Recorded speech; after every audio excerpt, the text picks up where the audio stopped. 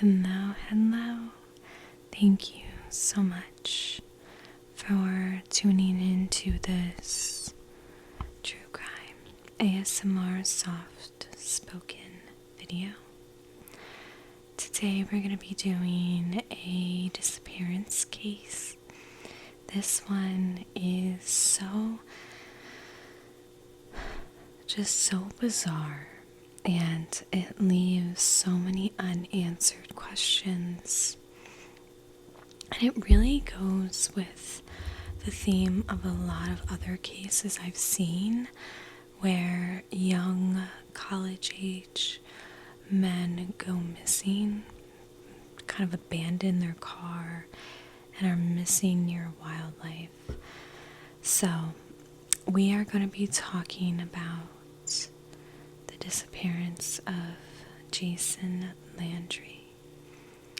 Jason was born July 29th, 1999, to parents Lisa and Kent. He was the youngest of 3 siblings. He had an older brother and sister. He was described as strong-willed, courageous, optimistic, and always willing to try new things. He was always known for wearing his silly socks. I saw this text message on the Facebook page that showed how he talked about all the different types of socks he had, and it was just really cool, kind of fun little thing about him that I thought was funny. So his mother was a musician, and he always admired that and wanted to get involved with music as much as he could.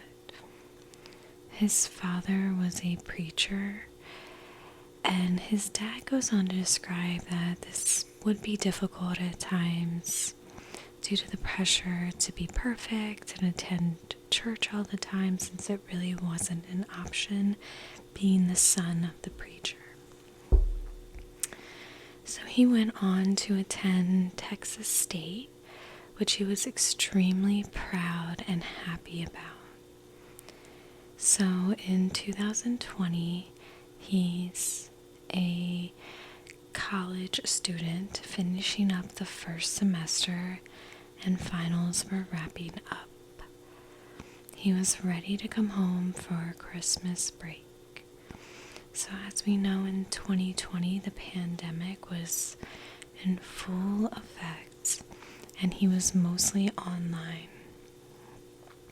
So his childhood best friend, Jack Frank, actually went to college with him and lived next door.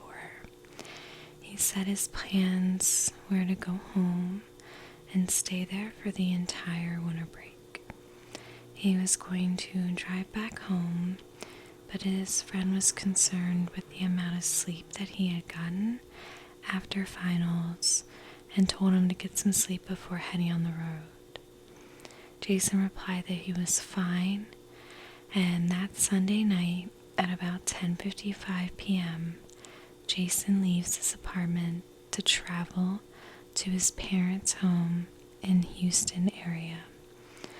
The drive from Texas State to the Houston area is about a 2.5 to 3 hour drive.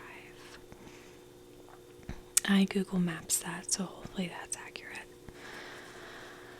At 12:31 a.m., a volunteer firefighter is heading home and driving on Salt Flat Road, which is a country road in Luling.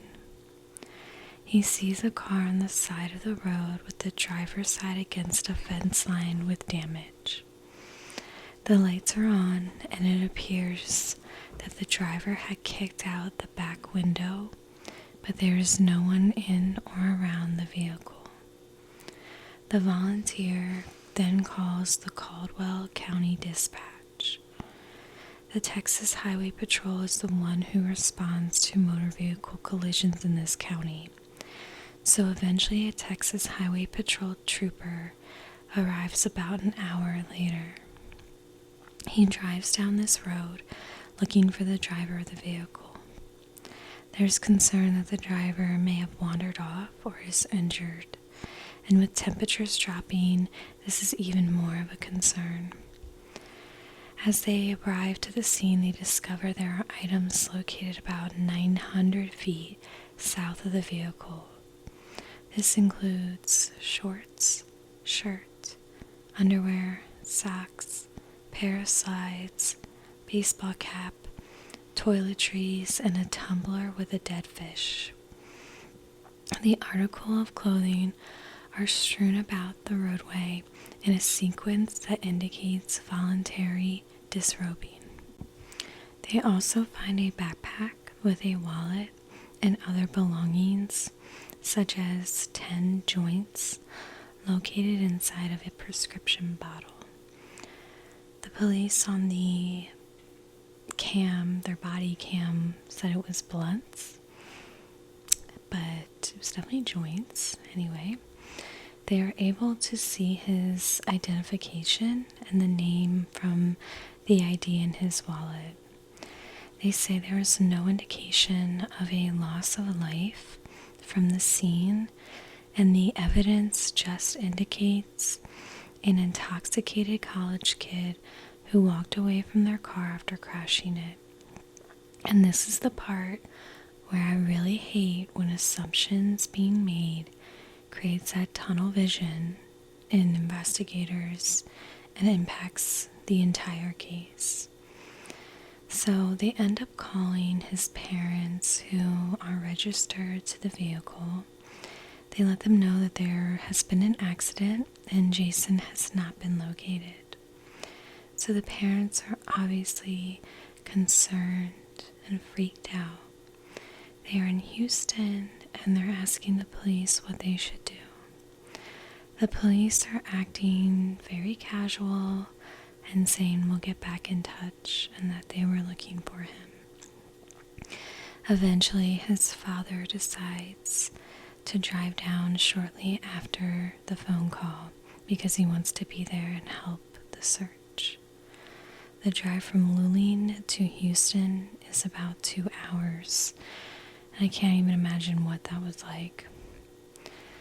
As his father drives closer and gets into Luling, he's assuming that there's people searching, there's sirens, police, floodlights, whatever to start the search efforts, and there was nothing.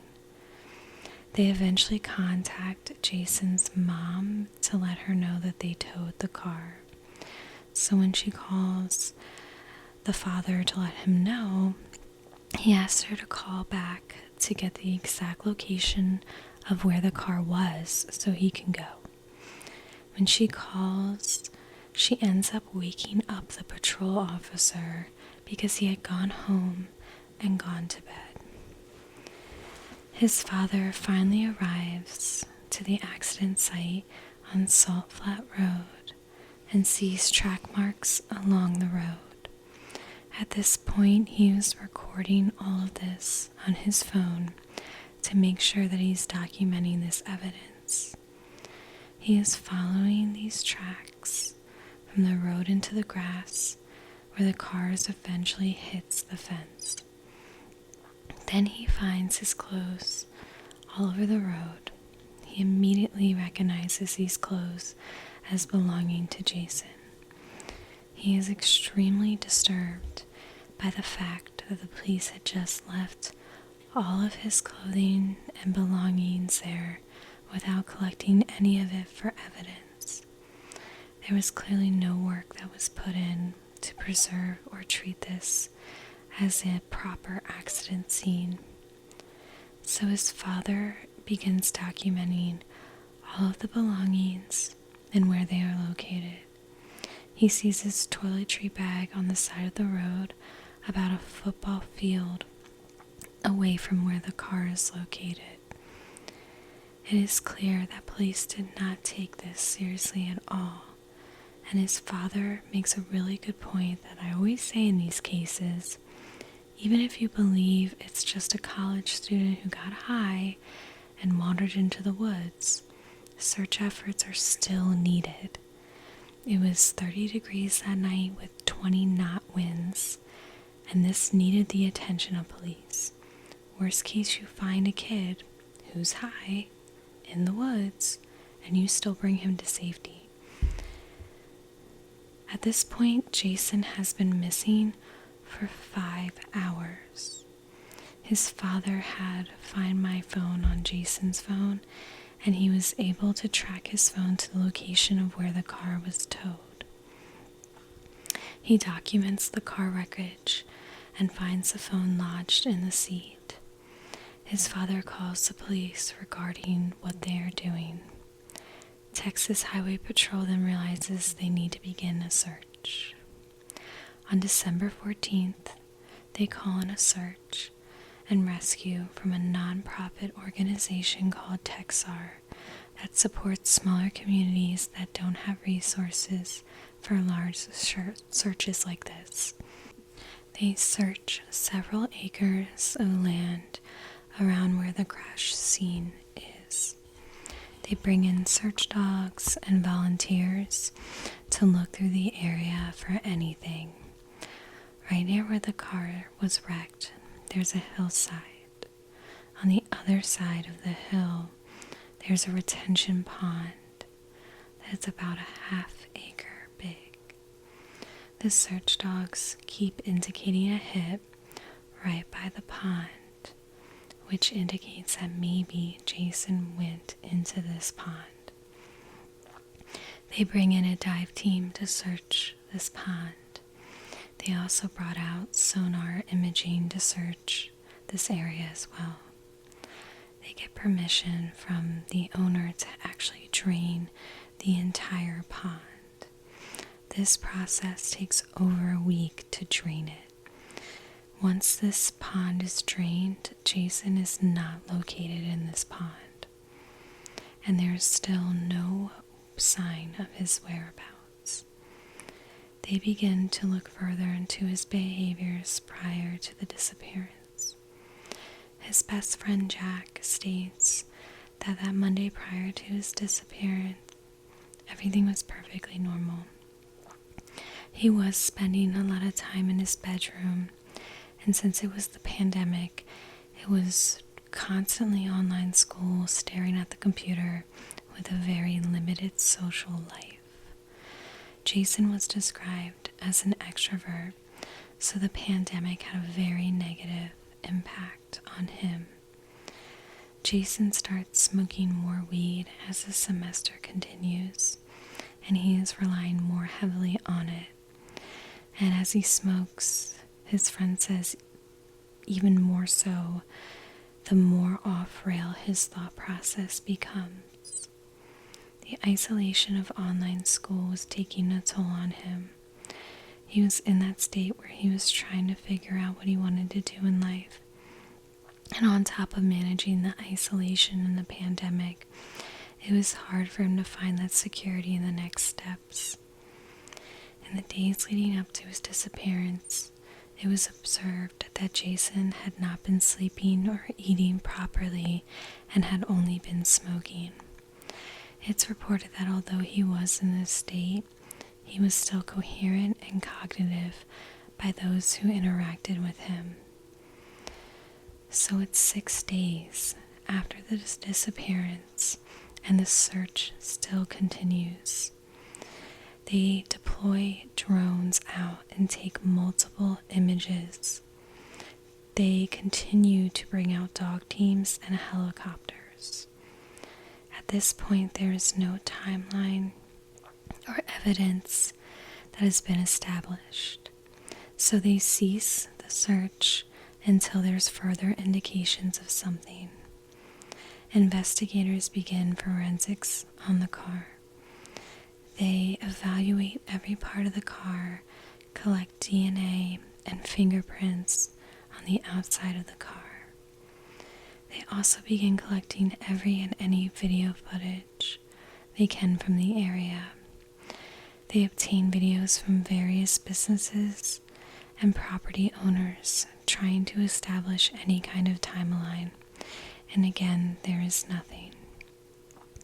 They look into Jason's digital data, and they really look into the Waze app, which has his geolocation data.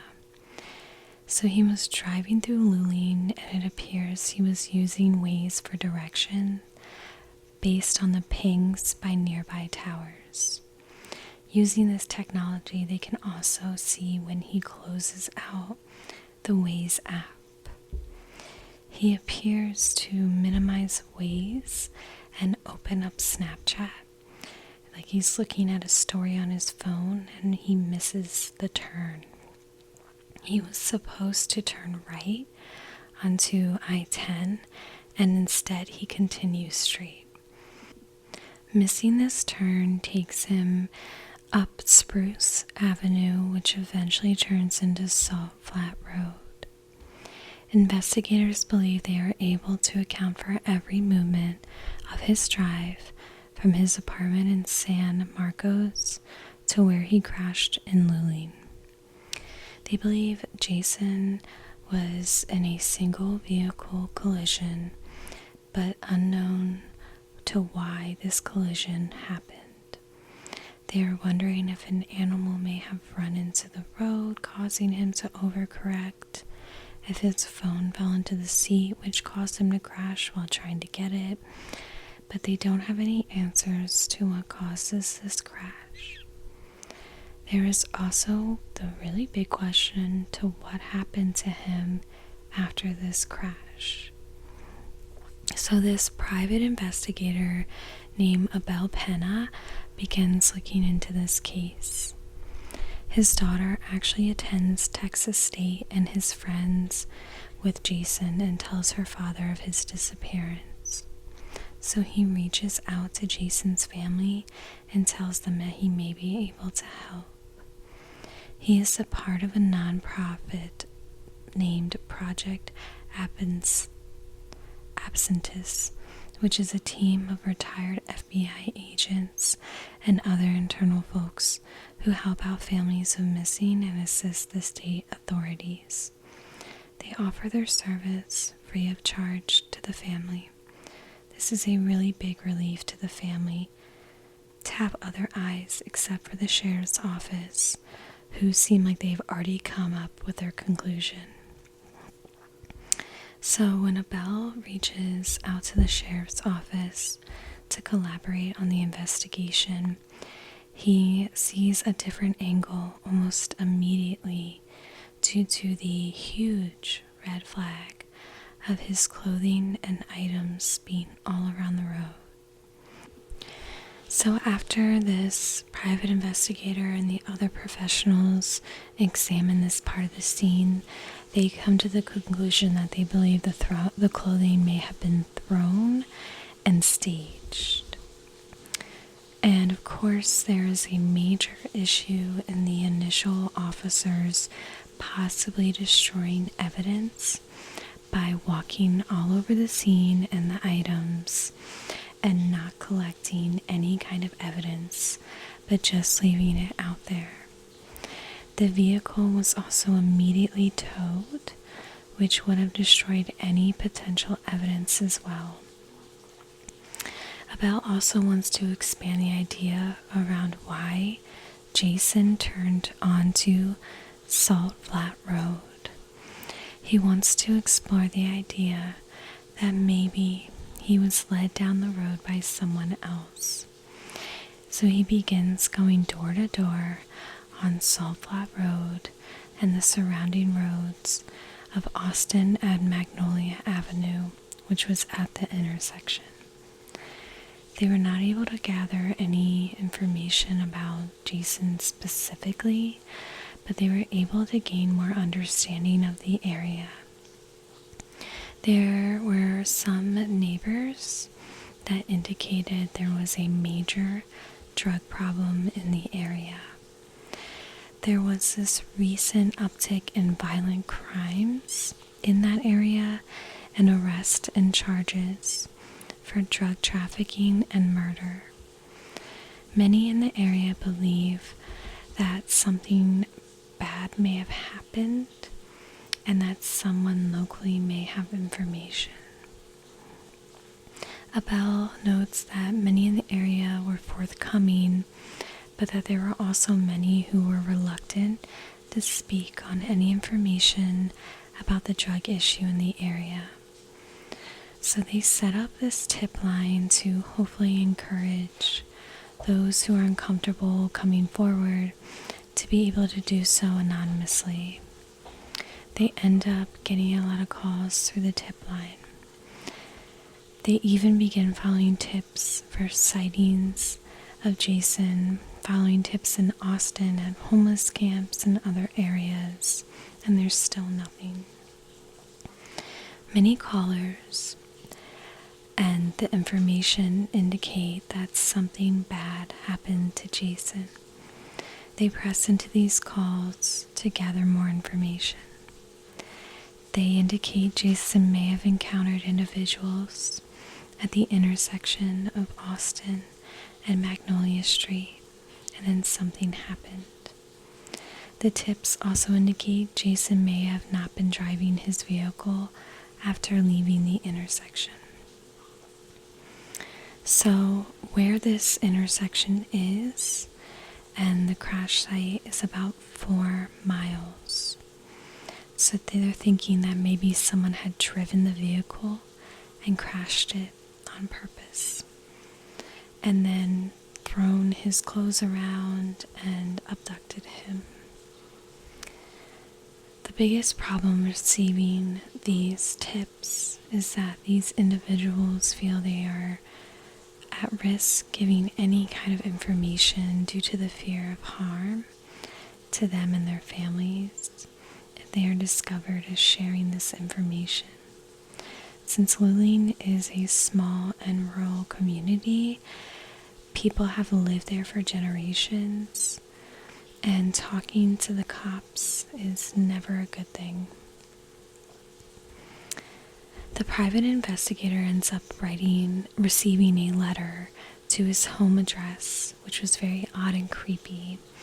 This letter describes in detail the suspicion that Jason was met with foul play by some locals. Although police are aware of this information received, they believe that this may have been more of the rumors that start in an area like this and grow and develop into this kind of information. The police find it very hard to believe that Jason was driving home from college, randomly met criminals on the corner of an intersection, who then staged an accident and abducted or murdered him, hiding all the evidence. There is this divide that begins with the private investigator and the sheriff's department. There is frustration that although some of this DNA and fingerprints were collected, there has been no running it through of any kind of database. Police state since this would not lead to anything except for someone being in the car, it's not much of evidence. And since there is not evidence of a crime, these samples collected are not useful at the No further evidence or tips come in that lead to additional information to his whereabouts. On the year anniversary of his disappearance, the family held a prayer in honor of Jason in their hometown. The locals in Luling also held one in the local church to honor him. His dad says he didn't attend either one. Instead, he was out all night by where the accident occurred, just to be in the area and connect with his son. At this year mark, police also state they are continuing to look into the case, but feel that the relationship with Jason's family is strained. At the end of 2021, the Attorney's General Office opens a cold case unit which takes on Jason's case. There's some hope with a new set of eyes. Maybe they will come up with something that was missed previously and find some kind of answer. This unit did not exist prior to his disappearance. So the private investigator forwards a list of 10 people to the Caldwell County District Attorney. These are people he believes may have knowledge or provide clues into what happened to Jason. In January 2022, the sheriff's office released a large amount of evidence from the case, including recordings from the initial scene. The DPS trooper is quoted as saying, "Some of his underwear has blood on it, but I didn't see anyone." The trooper told the firefighter at the scene who discovered the crash, "Probably some college kid," to which the firefighter responded, "Yep, that was what I was thinking." The evidence that they released included videos, messages, and Snapchats that Jason shared with his friend the night he disappeared. There were images and talk of marijuana, as well as some personal dialogue. In 2022, Texas Attorney General releases an update in this case. They state they interviewed several witnesses, spoke with experts specializing in digital forensic and accident reconstruction work, and they received a geofence warrant to search the area near where Landry's car was found. Investigators also reviewed Jason's social media, cell phone, and other devices, and said there wasn't any evidence showing his intent to meet up with anybody in Luling. Digital data tracked Jason from his San Marcos apartment to the intersection of Magnolia and Austin Streets. His phone was last synced to the navigation Waze just before 11:30 p.m., December 13th, 2020. Data pulled by the nearby cell towers indicate that Jason, quote, likely continued straight on Austin Street instead of turning onto Magnolia Street to get to I-10. His single vehicle accident happened around 2300 Salt Flat Road. They support the conclusion previously stated by the Caldwell County Sheriff's Office that he appeared to be involved in a single car accident, and there's no evidence suggesting that another car was involved. So on February 9th, 2023, the Luling Police Department was notified by a resident on Hackberry Avenue, which is located right off of Magnolia Avenue, that they found what appeared to be a human skull in their yard. The investigation initially disclosed that the family dog had apparently located a human skull from an unknown location and brought the skull back from the family's yard.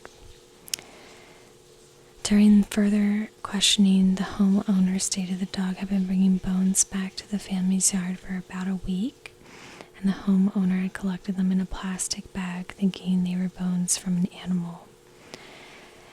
They have been examined by forensic anthropologists and compared to Jason's dental records, and they are not a match. There are no other leads that have occurred since. So as for theories in this case, I want to start off by saying the most challenging part of this case is that it's really reduced to only 1 hour. What happened between 11:30 and 12:30 in about a 4-mile stretch of road? So police strongly believe he wandered into the woods and they just have not been able to locate him. Police state that in the area that he went missing, there were a lot of wild hogs, and that this is actually an issue in southern Texas. They are known to destroy thousands of dollars in crops and property. So they believe that there's a possibility that wildlife could have gotten to his body. And this is kind of the theory police are sticking to. Some theorize that perhaps he hit his head during the crash, which caused him to have a head injury that resulted in removing his clothes and wandering off. Perhaps the dog sniffing in the pond area is an indicator he was walking around the area before dying of hypothermia or injury, and his remains have yet to be found. There is also another kind of psychological point of view called cannabis-induced psychosis. There is an indicator that marijuana can trigger the development of psychosis. If it is cannabis-induced, it's acute though, so that means that the symptoms would come on very quickly and they would end soon after. And sometimes if there's an underlying diagnosis or a preposition to a diagnosis, smoking weed can increase the possibility of the onset of symptoms. And with a lack of sleep, lack of food, that may have interacted. But of course, the biggest issue with any of these theories is why his remains have not been located. It feels like those similar cases when people go missing near wildlife. There's huge, intensive searches, and when it doesn't yield any kind of result, it just always feels suspicious. The private investigator also kind of states a college kid smoking weed isn't going to result in a sudden lapse in judgment.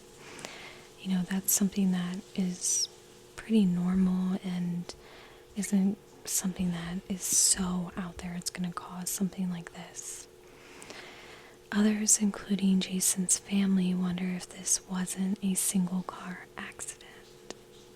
That perhaps, just as the tips indicated, that he ran into locals involved in the crime occurring in that area.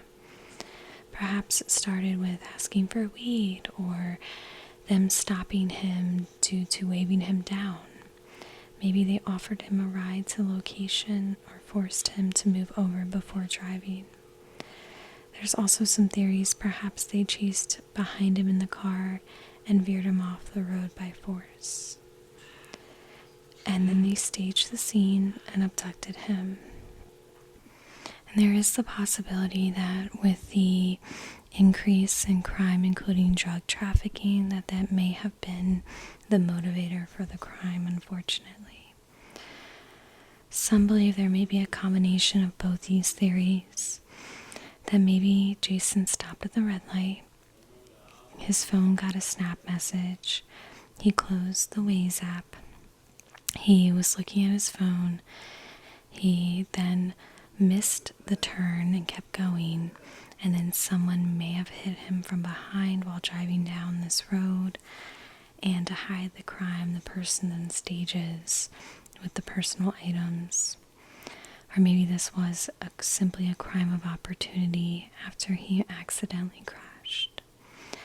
There's some speculation that if running into a fence would cause all the damages that the vehicle had. Another uncertainty is why he kept driving down the road for 4 miles after missing the turn. Did Waze reroute him, or did he just not notice?